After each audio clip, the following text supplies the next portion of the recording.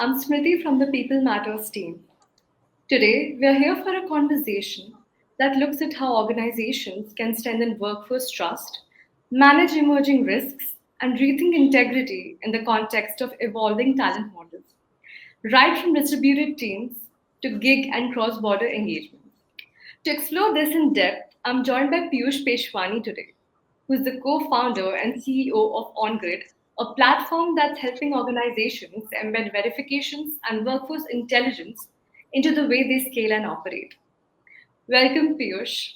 It's great to have you with us today. Thank you, Smriti. Pleasure having this conversation, and thanks for the opportunity. Let's just begin with the I fundamentals. hope, yeah, I hope I am audible. Yeah, very much audible. Yes. Okay, let's go ahead. Yeah. Let's begin with the fundamentals, so Piyush. With the rise of distributed and non-traditional workforce models, Piyush, how do you think the concept of workforce integrity is being redefined? Sure. So my assumption is that this question is related to the gig workforce, the blue collar workforce, and the modern Indian economy, where a lot of large organizations work in those models. Right. So definitely, what has happened in the last one decade is that because of these business models, the traditional background verification process, so to say, has gone through a shift. Uh, the checks. So when we say background verification or diligence, it's essentially a combination of checks, like say education check, employment check, police verification, criminal record check, identity, address, etc. So one thing that has happened is that the nature of checks has changed.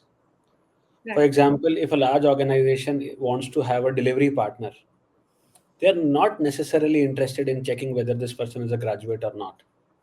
Okay. At the same time, they definitely want to verify address or criminal record and stuff like that. Identity is also something that they are interested in. Uh, so that is something which is changing the nature of checks. The second thing that is changing is the way these checks are run. Traditionally, background check meant giving a lot of data and documents to a background verification provider who would go through the run the checks. What is happening now is that typically a delivery partner would go to the app, they would have a API integrated, they would upload their information documents, provide a consent there and then. Privacy consciousness has also increased, and some of those things will happen instantly. So onboarding or non-onboarding decisions can be taken along with this BGV or the background verification layer instantly, rather than having to wait for days or weeks. So turnaround time concepts have changed, the nature of checks have changed, and how these checks are executed has also changed. Right. I think that's a very valuable starting point, Piyush, especially when you said how privacy consciousness, is more relevant than ever. And that also becomes more relevant when we look at how companies are tapping into new talent pools, right? Like we just mentioned, whether it's gig platforms, staffing Yeah, partners or global sourcing. Right, exactly. yeah. Now, yeah. Now, as organizations, Piyush, as they become more flexible, in how they hire and deploy talent, what kind of new risks you think are emerging, right? Particularly, say, in early stages like hiring, onboarding, or even internal mobility for that matter. Okay. So I'll tell you something which has got becoming more and more relevant. Again, I'll go back to the first aspect which I talked about, which is the nature of checks. Okay. Now, if you're looking at some jobs or roles which allow for remote working, okay, uh, so these are not traditional, gig workforce jobs, because which requires presence on field, but anything which is remote. For example, if I can work from my home on my laptop, uh, there are things that are happening, since COVID times, which is moonlighting. So Right. that is something which has, organizations are becoming more conscious about the way how they include moonlighting as part of it. uh, Social media checks is becoming relevant. Okay. Now, you basically, when we talked of privacy, essentially what is at the heart of it is respect. That my workforce, I am engaging with them with full respect. Okay. At the same time, I want that respect to, be shown by the gig workforce to the end user. Now, anybody who is demonstrating bias around race, religion, caste, gender on social media, that kind of becomes a risk. Okay, somebody who's trolling, being abusive on social media, on Twitter, etc., etc. So that becomes kind of a red flag. So as an organization, I recommend to our clients who are these large organizations to look for these social media footprints. Uh, Other than that, what is kind of one trend that we foresee is the concept of trust through a credit bureau model. When I say credit bureau model, it essentially means that how does a credit bureau work? It's an anchor organization which has pipes with different banks, and if I default on a loan with a particular bank, chances are less that I will get a loan from another bank. Now there are these concepts of lockers like e-locker, where Right. not only credentials can be published, positive credentials, but there is a provision of a negative credential also. So if, let's say, if I am a somebody who has had an abusive incident with a customer or something, and I am let go, there may be a possibility that there may be more severe consequences for me, which means that when the new organization that I'm joining, they can do something like an e-locker reference check and find out that this was what happened in the previous organization. Now, this is not same as a full-blown professional reference check, because full-blown professional reference check means calling or reaching out, writing emails, getting a full-blown big form response, etc. This is not that. This is again an API. To publish, it's an API. To verify, it's an API. If I see a negative tag like abusive incident, blacklisted buyers, ran away with the laptop, etc., etc., an instant decision can also be taken. So I think some of these trends are changing, and I definitely see, these are exciting times, because as a society we are becoming more conscious with respect to labor rights, privacy, and those kind of things. At the same time, trust and accountability will adopt a new meaning altogether. I Right, see right. the society becoming more productive and accountable with use of these technology and concepts. Right, right. Agree on that, Piyush. Trust and accountability is actually, both these aspects are becoming more relevant than ever. And we also spoke about risks, right? And what's striking is that many of the risks aren't necessarily visible on the surface, right? They often stem from process gaps or maybe even a mismatch between, new systems that are emerging and legacy or traditional systems that you mentioned in your first answer. So now this brings me to a broader challenge, Piyush. Even with so much change underway, verification is still often, seen as a routine task, right? So why do you think is that mindset falling short today? That's one. And second, what are the risks of continuing with, outdated or surface level checks? If you could elaborate on that also. Sure, sure. So what you're saying is right. The mindset, say, background verification traditionally has been a tick in the box kind of compliance activity. For many organizations, it continues to remain so. But there are some progressive organizations who want to marry background verification or checks along with uh, their ability to gauge cultural fitment. Okay. Now, when I say surface level checks, yes, okay, you check that whether this person was employed or not. Okay. But what are those behavioral aspects? Understanding that is something which I said, through lockers like e-locker, etc., or credit bureau kind of thought process, you can gauge. Social media checks I talked about, which goes beyond the surface. Okay, it's not a simple identity check or an address check or a police record. See, police record, you can also circumvent police records by having one address in the police record and not showing that address altogether whatsoever. But if you can check what happened in the previous organization, that is something which kind of goes beyond surface. uh, Either through a e-locker reference check, or when I talk of professional reference check. For example, when I run a professional reference check, it may all be 4 out of 5, 5 out of 5, and all that. But I may see that, okay, in a long form answer, the manager has written that this is a guy, he's a great guy, because he's a, managers will write positive things. He's a great guy, and but he requires that additional push or motivation to work. So my sense is that, okay, at least I know that, okay, this is the kind of person who requires that kind of mentorship, that motivation, that push from the manager. But as a culture, if I want to build an organization where I'm looking for more self motivated, you know people, it may not be a red flag, but I may just have to think twice and try to gauge that aspect more.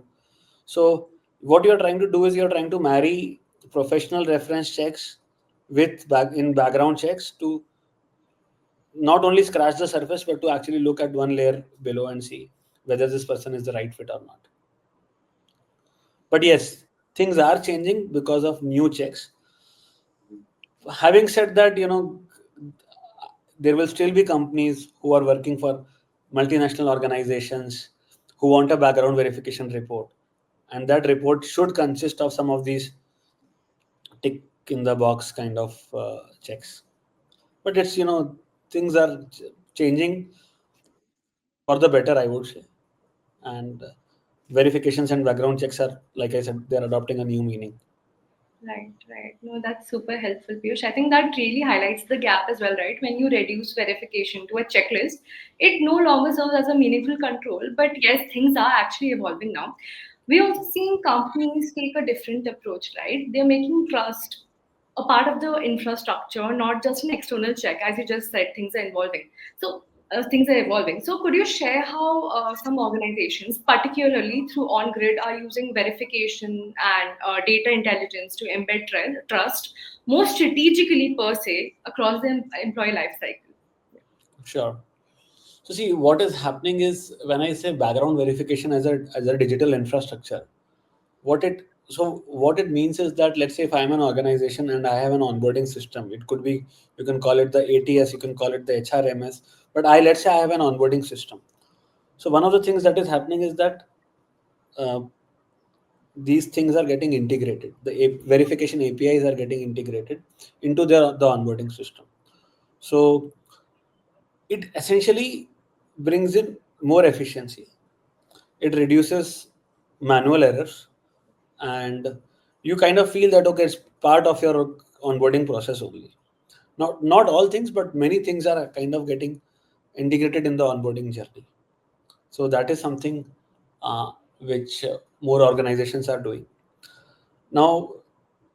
Let me try to also give another example. For example, let's say if earlier background verification checks were more static in nature, but Right. they're kind of becoming more fluid, in the sense that continuous and fluid, which means, let's say I want to do an address check every 6 months, because gig workforce will keep changing.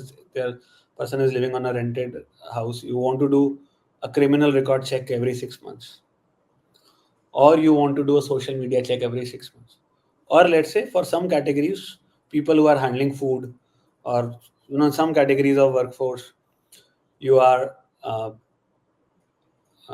doing a drug test, 5 panel drug test or a 7 panel drug test. Drug abuse, substance abuse is on a rise in India's youngsters. That is, it's not a kind of a myth anymore. So Exactly. that is something which organizations are adopting in the infrastructure. It's happening at a slow pace. See, let me also say this, that all these things that I'm talking about, it all comes at a cost. So if somebody is getting paid X, organizations typically, monthly pay is, let's say, X. Organizations typically don't want to pay more than 2% of X, Yeah. as far as cost of background verification and onboarding is concerned. But within the 2% of X, there are new things that are emerging, and some of the traditional things may also kind of go away. Some silly concepts in background verification will definitely go away, For sure, for sure. because they are not adding value. You can't start saying, okay, I have a permanent address, I have a current address, now I will do a criminal record check on both addresses. These are two different reports. You can do a single criminal record check on both the addresses in a single report. So why pay for two when you can just get the same value for one? So some of these things, these artificial kind of concepts will tend to go away. That's helpful, Piyush. And of course, I think speed is still a pressure point, right? Leaders are also expected to act fast, often under tight timelines as well, right? Especially when given the verification process. So, what would your advice be for leaders, Piyush, who are trying to maintain rigor in decision making, while also keeping up with the demands of, like I just mentioned, scale and pace? Okay. So one big advice to leaders who are decision makers is, one is to have an open mind. Uh, if you are, so I'll give a simple example. If you are doing, let's say, previous two or previous three employment verifications, and in most cases, what you are really getting out of it is name, employee ID, joining date, last working date, designation, last location. Okay, you are only getting factual information, and because of that, you are holding up an offer for 2 weeks. Right. That is not the most efficient way of doing things. What you can do is you can actually do uh, the same thing, an employment history check, which will give you the joining date, last working date, etc., using PF infrastructure, and it's instant. You don't have to write emails, send reminders, make calls. So adopt digital, where the risk mitigation. I mean, see, I would avoid digital if the risk mitigation is not at the same level. But if Right. the risk mitigation is at the same level, then I should be adopting digital. So that is definitely one advice that I would like to give to leaders. Second advice is, so the same thing applies for, let's say, address verification. Okay. Now I have to verify an address. Now this company says, okay, no, you go and make a physical visit to that person's house, and the permanent address is in, say, in a remote village in some, let's say, northeastern state, or you know some place which is not easily accessible. The time and cost is very high of doing that. Alternatively, what I can do is, how do I verify address? I can actually send an Amazon parcel. I mean, not using exact word, but an e-commerce parcel which has a letter written. That letter goes to the person's or the family member on the permanent address. The letter has a like a pin, and it says, okay, so this so and so's person's address verification letter is there, and this is a pin. If this person actually resides at the same address, send this pin back. Now, this is a simple solution to a complex problem of verifying the physical address. It will Right. be it will be much cheaper. It will be more authentic also, because there is a guarantee that a token, which is a letter, has reached that address in, say, a remote village in Jharkhand, as opposed to somebody claiming कि यार मैं तो घर गया था, Right. right? Because lots of fraud, etc., happens in that thing also. So be open to changing methodologies. You may achieve the same check, the same result, or even a better outcome with a slight tweak to the methodology, which can be more efficient, which can be digital, which can be instant, which can be more cost effective. So that is one another advice. uh, what else? Yeah, I mean, I just advise, these change of methodologies. My role as an organization, sometimes when I talk to clients, is to you know act like a doctor who tells them, okay, this is the problem and this is the solution, and I advise on methodologies, changing methodologies to achieve the same result in a more efficient manner. Right, right. I think that was a really interesting analogy we had here, Piyush acting like a doctor, right? I think, yeah, as you just mentioned, being open to changing methodologies is, I think, really relevant advice to leaders as well. Now, this again brings us to the bigger picture here, which goes beyond tools and workflows, right? What mindset and structural changes, do you believe are essential for organizations that really want to embed long-term integrity into say how they engage and manage talent? Yeah. So I think there are some things that, some preventive um, ways can be put in place. For example, when I talked of, the credit model, credit bureau kind of model, uh, adopting that kind of mindset, that it's just going to redefine trust. Okay. So for example, let's say if I'm a gig worker, Today, I can just leave or get fired and start working in another organization doing the same delivery work for a few hundred more rupees.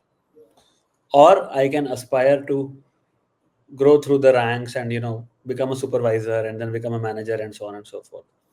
But what is the short term trigger for me to take that performance? One, I should have incentives to grow. So not having incentives and not having consequences is like a bad idea. So a structural change, a mindset change has to be to bring in incentives and bring in consequences. An incentive can mean you know having a more transparent model of ability for me to earn more. Okay, if I know that, okay, this is, for example, these are some parameters on the basis of which very in an extremely transparent fashion I can actually make more money. So I will tend to do those things in order to, like, for example, my average customer satisfaction score is my incentive, monthly incentive linked to the customer. So gamification is very, very important when it comes to incentives. Okay. And having consequences, that if I do anything fishy, it's not just I can just quickly disappear and start working for another organization. So that those consequences can come by adoption of that credit bureau kind of model. And I mean that product, we also call it the locker model, for which we have like an e-locker platform where you can achieve that.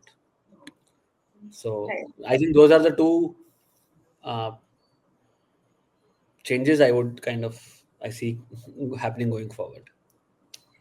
Right, right. I think these are some really overlooked nuances of verification as well, right? And going ahead, say, Piyush, in the next 5 years to come, or say 10 years to come, of course, with AI coming in, like, how do you see the entire arena of verification evolving?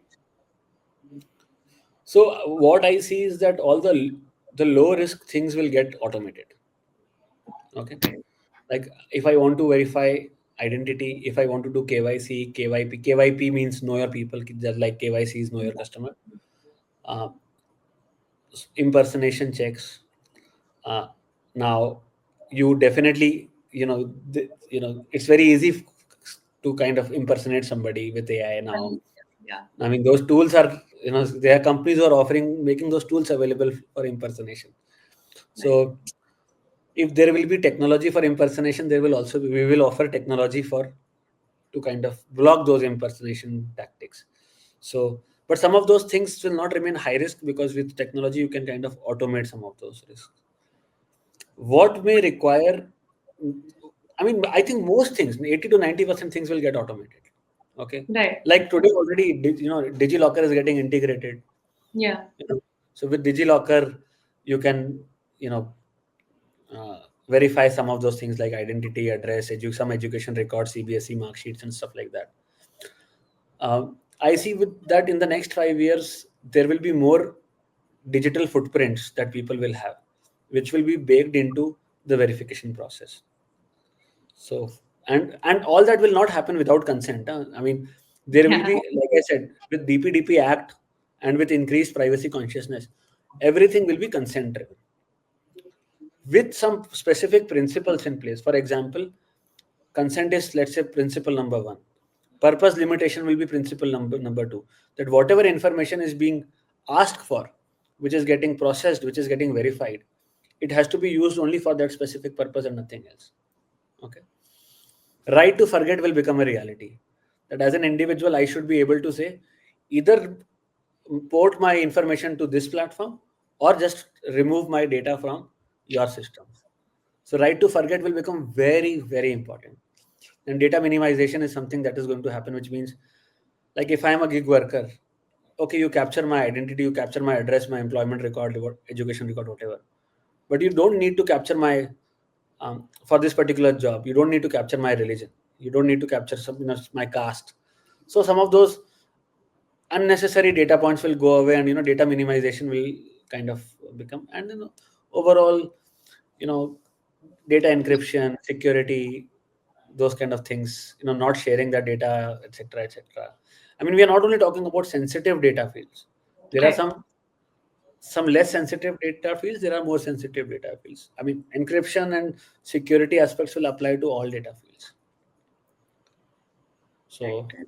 I don't know if that was a bit of a digression from the question that you asked, but I see these things changing in the next 5 years, or more automation and more digital footprint being used with consent, and the way this data is handled itself will become a kind of, there'll be a difference because people will start demanding that kind of privacy checks and balances. Right. No, no, Piyush, I think that was actually a really interesting answer. And I think I just mentioned it earlier as well that these are some really overlooked nuances of verification, right? I think you just mentioned data minimization, the right to forget. I think these factors will really pave the way for what lies ahead for, the entire verification process. Thank you so much, Piyush, for this thoughtful and timely conversation. I'm sure as organizations are revisiting how they build and manage their workforce, it's become really clear that integrity can't remain a back end check. It needs to be embedded as a layer of intelligence and accountability. Thank you so much for your time today. So, Manav Jain, who's the Chief Business Officer at OnGrid, will also be sharing more breakthrough insights at People Matters Tech HR India, where we'll dive deeper into how organizations are redefining trust and integrity in workforce strategy. Stay tuned. We look forward to continuing this conversation there. Thank you so much.